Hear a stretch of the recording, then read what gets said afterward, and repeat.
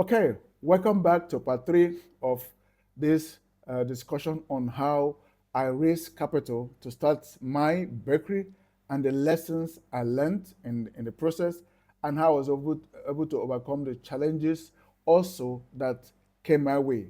It wasn't easy, it was tough, but I was able to overcome it.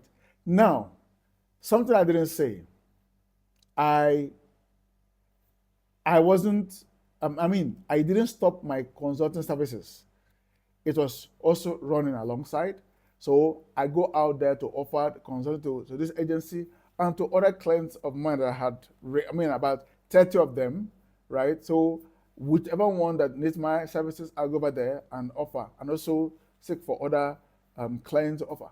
Now, how then did we get on with the bakery? We had to hire three staff. Three. Three staff, three. Remember, I had lost my job and my money. She also had just started her own job, so everything was on me. Now, that is where we began. Money was now, I had to give attention to raising much money to take care of the staff, right? So, what did we do? We had to she actually, my partner, had to invite a big caterer in a big hotel to come and train our staff, right? Such that um, they will start up and running immediately. They didn't know how to bake. We got them fresh, so we had to invite this professional, and he came and focused on our staff, trained them on how to bake. Now we didn't start with bread, we started with snack, different kind of snack, three different kind of snack. So that was what we were doing then, and the business startup. And now, under challenge, how do we take out the business and the product to the market? How do we market the product? How do we sell it? On what channel, what our channel of distribution? I had to learn this on the job. I had to learn this. I've never done sales before. I've never done it before. But what I had to do was I had to summon courage and do it the hard way. Before I took out the product to the shop or to shop to sell or distribute, I went there first of all, market review, market research, and also to know the people that would be willing to buy our products. So I went shop to shop, asking them, okay, telling them, hey, we are into this business, and we see that you have a shop, and your outlet is a good place to showcase our product. We need to. Are you willing to supply to you? Some will say yes. Some will say yes, but I will pay after sales, right? So there was no way to. There was no need to turn it down. We already need a shop, and since we are starting, we need them to trust us. So we have to trust them first, right? So you have to understand your market, do your survey yourself, so that you know those who will need to buy your product and those who will need to buy your service in case you're offering a service business, right? So I did that myself. I had to pause my IT service for a while and did the market survey myself. So when I've gotten enough shops to buy our product, that was when we began to take it out. Some will take to, and they will prefer to test and sell quite a few before. So that was what we began doing, right? Market survey, market research, and learning the marketing myself, right? So you don't just depend on your staff to go do it yourself. Do the marketing yourself, do your market survey yourself, know your customers by yourself, trust them, and let them also trust you. This business is all of trust. Trust them and let them trust you. So that was it. Now, along the way, we realized that we had began to grow, and there's a demand for a different kind of product that we weren't doing then, and that was bread, right? So we brought in this pro again. He taught our staff on how to make bread, and then we started doing them parallel, the snack and the bread. Initially, we started with cake bread, and it was moving well. But we realized that we're selling more of the bread than the snack, and the bread stayed longer, right? So we made up our mind to stop the snack and focus more on the bread, increase our production. But that led to another challenge again. How do I distribute bread? The others, I could just take them in the bags and distribute. But bread, I can't take bread in the bags. Even though the few, when we began, I took them in bags for sampling. But you can tell what happened. Put them in the bag, they were all full. They were allowed to get cold. But that wasn't the best way to distribute breads in bags. So what did I do? I had to go searching for a car to distribute the product. Now, my late dad had 2 cars. I'm telling this to peradventure you are trying to depend on your parents to help you start your business. No, focus on God and yourself.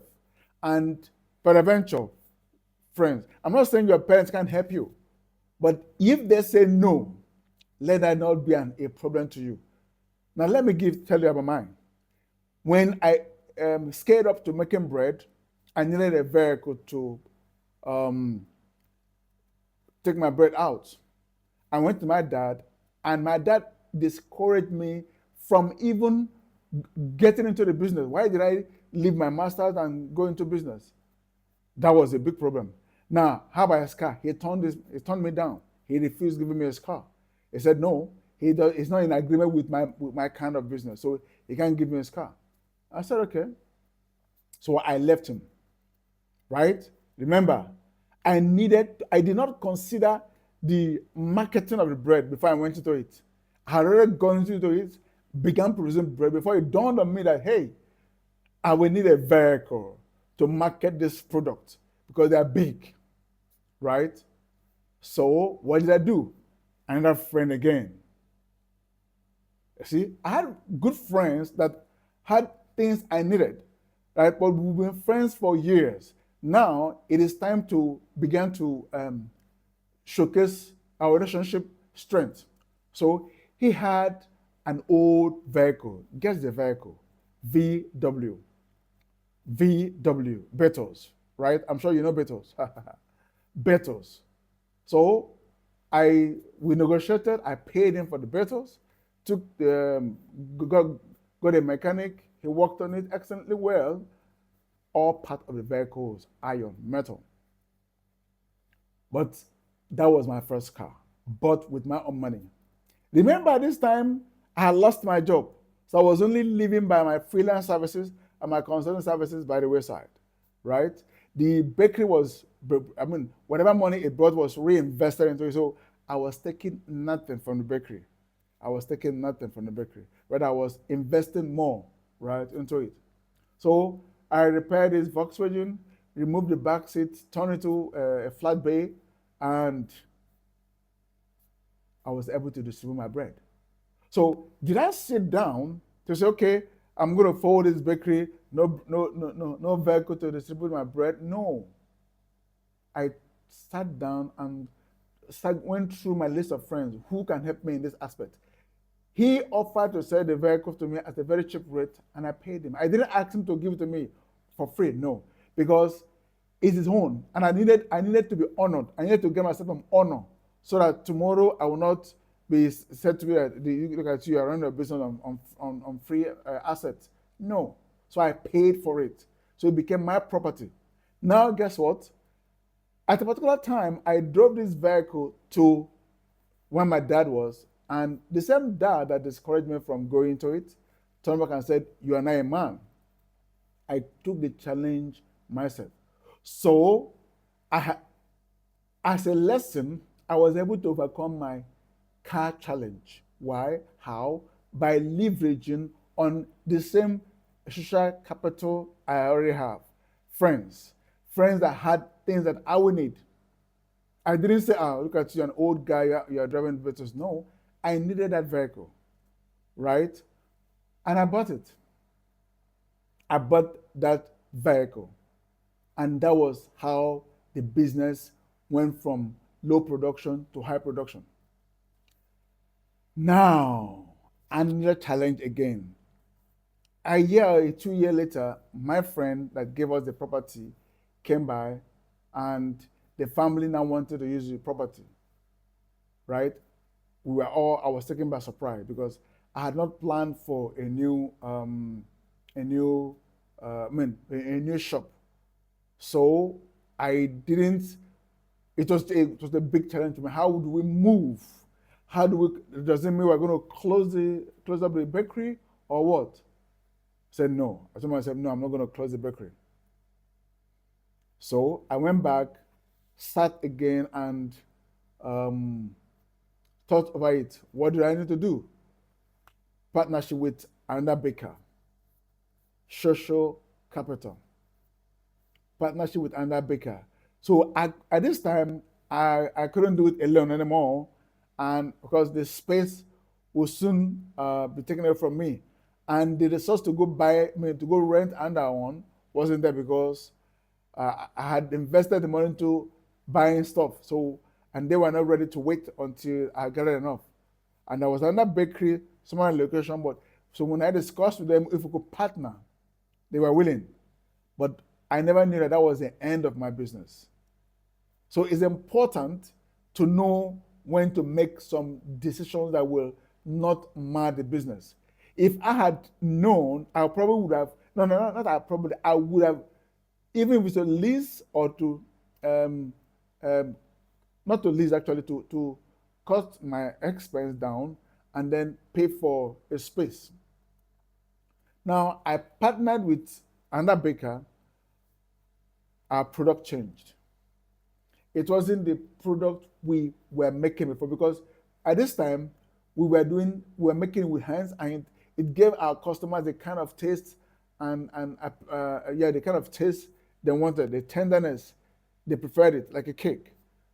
Now, on moving to the other bakery, they were using machine, and our bread ceased to be what it used to be before.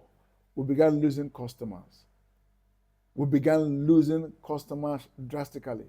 The shops we were supplying to were no longer interested because the new bread wasn't tasting like the old one, right? So it gave us a serious concern, and that was what led to the closure of the business. But before then, the Italian company, the EU company I was providing a service for, had recommended me to another EU company that was setting up an office some other state. So when I observed that the bakery business was folding, I immediately moved to join the other company. So unfortunately, I could not continue with the bread business because I had changed the entire baking process. The taste wasn't what it used to be. The market demand has dropped, and starting it all over again, our staff were going. We lost 2 staff, and I lost 2 staff because when we partnered, we didn't have room for all the 3 staff again. So starting all over became an issue. So we decided to close up the business. Now I already have another bigger job somewhere to do. So okay, I cannot merge the 2 of them together because this bakery was operating in this state, and the job I got was in a different state entirely. Now was how the business closed. But the important thing here is I was able to start. I was able to do my planning. I was able to do my research. I was able to leverage on my friends, different friends that I had, each giving me an offer that helped move the business from one level to the other. The partnership I had in starting the business without expenses, right, We only spent on what we needed, right? And the raw materials for production. The rest, we are all getting for free. So as you plan your business, I'm running up now. As you plan your business, do not spend on items you don't need. Do not. If you wish to partner with someone who knows the business. And do not take your friends for granted. No, because in the course of your work, they might be your resource persons that will offer you services for free, right? And do not forget to do your research. Where will you need to spend less? Where will you need to spend more? Is it really necessary to spend more? If it is not, don't spend on that. Reduce your cost to the best minimum because you are learning, right? You are learning. And do not forget to do your budgeting, financial budgeting, because from your financial budgeting, you'll be able to now do what is called, capture your cash flow. Because whatever you spend setting up a business, you're going to pay it over time. So when you do your budgeting and listing, and then also capture the actual cost of the items you spent for your business. So as your inflow begins to come in and your expenses also begin to go, you're able to identify your gross profit and your net every day, every week, every month, and then annually. Okay? So don't assume you know all of this, and don't assume that probably because you know it by heart is enough. No, pen them down. These days, there are tons of softwares. Even me right now, I'm producing a new software called Biz Run 2. You can see it online. Biz Run 2, BIZRUNTOOL. Biz for business, run for running, RUN, tool for tool as an equipment. So Biz, BIZRUNTOOL is one word, bizrun2.com, right? So I'm developing a cash flow software that every startup will need and every running business will need, basically for small and very small businesses, right? We are starting from there. The essence of it is to enable you capture, if you're a new business, capture all the items you need to buy as to enable you maybe get an office or start from home, wherever you need to, which of course all of this includes your capital expenditures, right? Now, I fix your cost there, and when you eventually buy the items, you put the actual cost of purchase, the system will analyze your cost for you, and you will see your forecast and your analysis right there in the PC. Now, if you also got funds from external sources, including your own fund, you also capture them there, right? All of this will help to build your entire cash flow. And as you begin to run your business, you enter your sales, you enter your expenses. Even when you offer services, you also input them all there, and the system will build a comprehensive cash flow management for you. There are tons of features in there, and above, with your handphone, you can use the software, right? You mustn't need to sit on a PC. So the software is completely mobile friendly.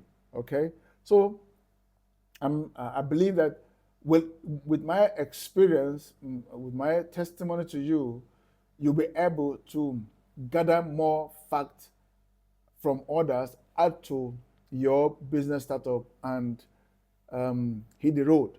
Because business, as sweet as it is, as interesting as it is also challenging, right? There's no business that is sweet, easy to start, even if you have done it before. There's always a challenge somewhere along the line, even when you're starting it.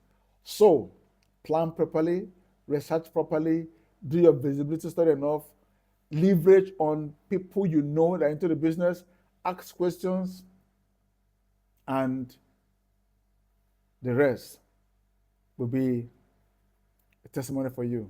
Thank you for watching. If this video has blessed your life, Remember to give us a thumb up and possibly subscribe so you'll be notified as other videos are uploaded. Thank you and remain blessed.